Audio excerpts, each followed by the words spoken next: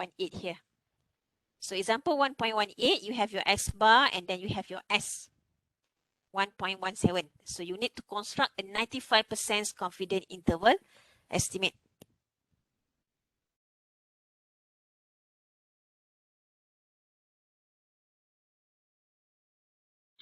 Okay. So in here, you need to find a 95% confident interval. So again, your size is n equals to 10. Given is your S bar, given is your S. Okay. S is your unknown population, standard deviation. So kita estimate menggunakan sample standard deviation lah. So case kita adalah case sigma square dia is unknown and your n is less than 30. So you need to use T distribution. Okay, so T distribution, you will have X bar plus minus T alpha over 2. Okay, alpha 0.05 over 2, 0.025. N minus 1, so size 10, so N S over square root of N. So this is the formula that you will use. Okay, cuma gunakan taburan T. Okay, T distribution, so refer to your stats table. Okay, boleh tak cuba dapatkan apa dia punya value ni? Ada siapa-siapa yang ada stats table? Can you write the answer here? What is the value? So alpha 0.025, degree of freedom is 9.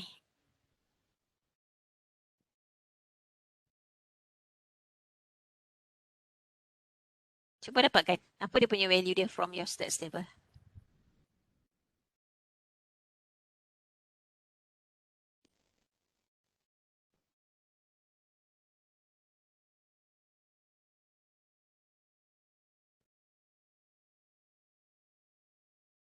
Ada tak siapa yang ada? 2.2622 ke? Okey, 2.262 Okay, 2.262. Okay, thank you. So X bar, you have, gantikan je lah. Okay, so you have 3.22 plus minus 2.262. So S here is just 1.17 divided by square root of N. Lah. So ini macam biasa balik. Okay, macam yang kamu dah belajar dalam first year. Okay, ini tak ada something yang baru yang bahagian ni. Contoh application tak ada. Cuma nak derive tu je. Be aware in your final nanti face to face, okay, physical. So there is no online, no Google, no website. Tak boleh nak tengok buku dah. It's not open book. Okay. So kiranya yang previous punya session tu untunglah juga. Okay. Sebab kita punya soalan pun lebih kurang konsepnya sama. You need to derive. So hafal lah benda ni. Macam mana kita nak derive. Okay. The key points lah mesti ada. The key points. Okay. X bar is the MLE. Ini. Okay. Kamu dah ada random sample. Okay, inilah normal distribution. Unknown mean mu. Unknown variance. Sebab case kita unknown population variance. Yang kedua, X bar is the MLE. Mesti ada. Okay. So since you want to construct a T distribution. So ini kena adalah random variable ni. Dan juga S square. Maksud N minus 1 S square over sigma square is chi square. Apa maksud S square tu is just a sample variance. So summation Si minus S bar square over N minus 1. Okay. And then we have another random variable which is your standard normal S bar minus mu over sigma square root N. Okay. So again you have W and V. These two are independent. Okay. Take the ratio. Simplify kan. Saya rasa kat sini mudah je. Okay. Sebab dia algebraic je. Cuma key point kat situ mesti ada. Yang bahagian first ni. Okay. And then sebab ini pun mungkin kamu dah biasa buat dah lah dalam first year kamu dah mungkin a little bit derive. Biasanya kalau saya ajar memang saya tunjuk je lah dia punya formula ni macam mana kita derive. The probability is 1 minus alpha and then kamu write balik. Okay, ini algebra je. Tak ada something yang baru pun. Okay.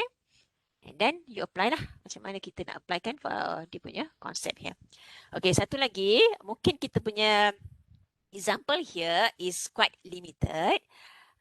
But again, you need to recall kadang-kadang kita ada data ini ingat balik katakanlah say saya bagi 2.3, 3.5, 4.1, 5.2, 7.6, 8.5 lah katakanlah.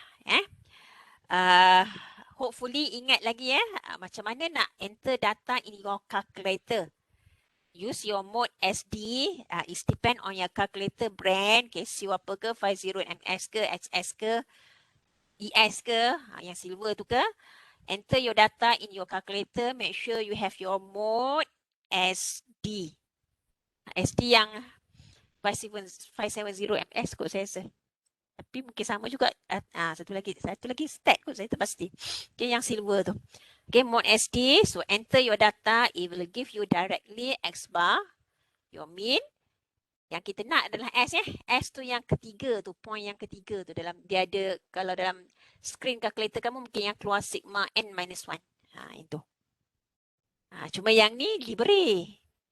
So okey lah, masuk je. Kalau nak advance sikit, give your data set and find lah what is your S bar, what is your S, then baru masuk dalam formula. Okay. So benda nak guna calculator yang soalan tu kalau boleh ingatlah sampai bila-bila. Mode SD dengan mode REG kita ajar dua ya, waktu first year tu. Mode SD dengan satu lagi regression. Okay. For that one. Okay, example 1.18. Okay, kita tengok example 1.19 ni.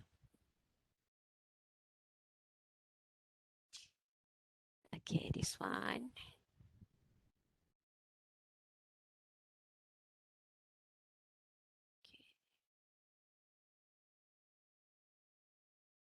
Okay, example 1.19. Okay, X bar is given of size n from a distribution that is normal, mu, variance is 9.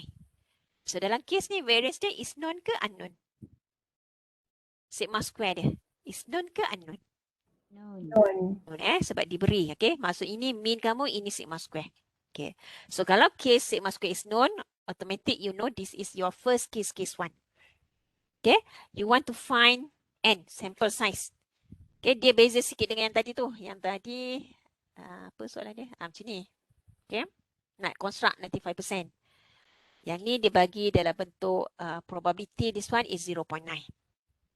Okay, so kita dah ada normal mu. Okay, normal mu 9.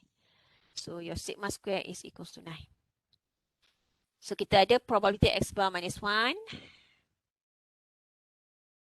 less than mu less than X bar plus 1. The probability is 0.9. Okay, so you know that 0.9 is 1 minus alpha. So alpha 0.1. Okay, dapatkan ni dulu. Alpha divided by 2. So 0.05. Okay, okay, dah tahu case yang pertama. So case yang pertama dia pakai taburan Z.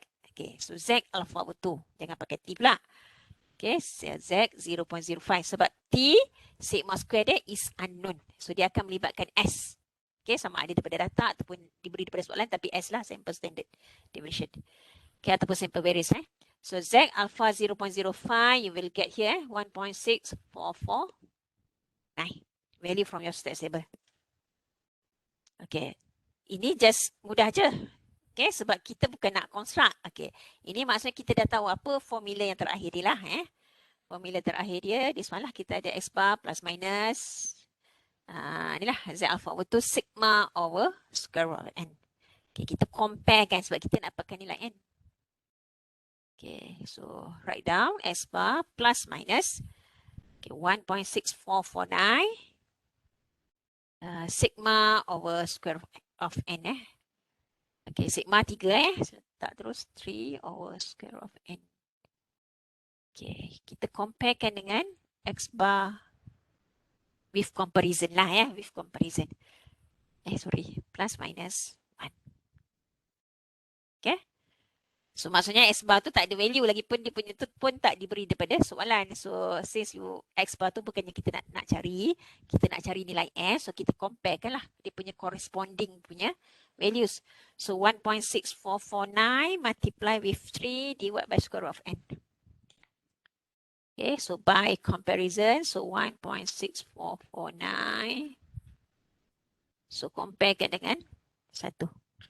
Cuba dapatkan apa nilai n dia.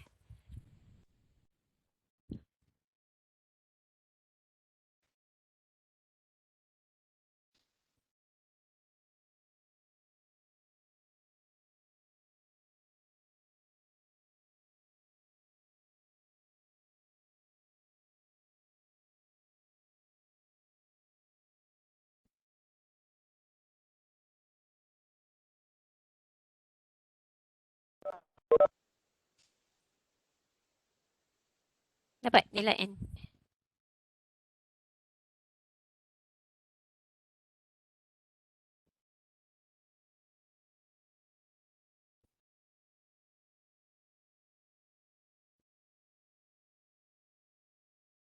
Twenty-four.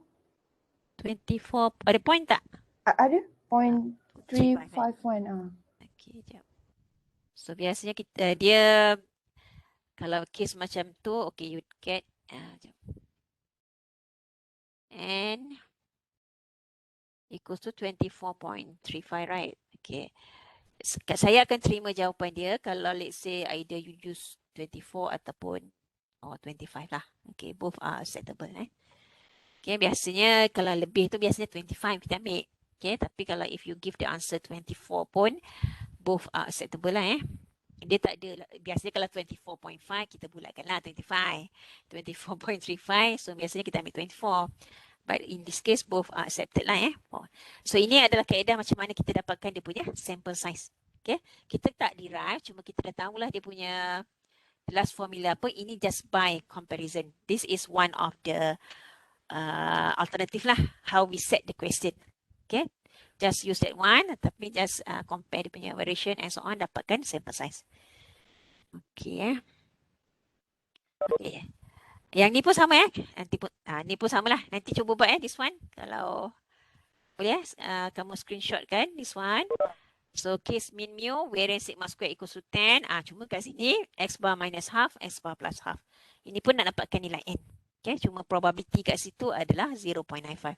So dalam arti kata lain, x bar minus half less than mu less than x bar plus half. Probability dia 0.9. Okay, you can solve that one. Okay, so case 1 wherein sigma square is given, so that one sigma square is known from the question. Okay, saya okay, that one. Okay, saya nak pergi yang case 3 ni. So case ketiga dalam kamu punya nota tu, okay, itu just bagi apa nama? Last formula. Okay, last formula So if possible, try to derive macam mana dapat this formula. Okay, cuma intro dia samalah. Dia punya first ni, yang benda yang mesti ada, S1, S2, Sn is a random sample of size n from a normal distribution with unknown mean mu, unknown variance sigma square. Okay, both are unknown, but for large sample size. Okay, consider x bar is the ME of mu. So use the fact that x bar minus mu over s over square of n has an approximately normal distribution, mean 0 variance 1, and the s square is given as your sample variance. So construct ataupun show that a 1 minus alpha 100% confident interval is this one. So ini kamu just type macam ni je lah. Kamu ada probability negative z alpha over 2 less than z alpha over 2 is equals to 1 minus alpha. So gantikan z apa? So dah ada dah dia punya z here, and then selesaikanlah, modifikan. Susun balik, rearrange inequality, and then you will get this one. Okay, so ini case yang ketiga lah, di mana kita dapatkan unknown mean mu, unknown variance, but with large sample size. So itu saya tak tunjuk kamu cuba sendirilah that one. Yeah. So itu case for a single population mean. So case 1, you have unknown mean, variance sigma square is known. Okay, this one.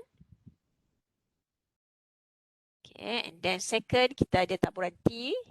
Okay, taburan T dia panjang sedikit. Okay, kita ada stochastic independent, random variable W, random variable V, and then define dia punya ratio.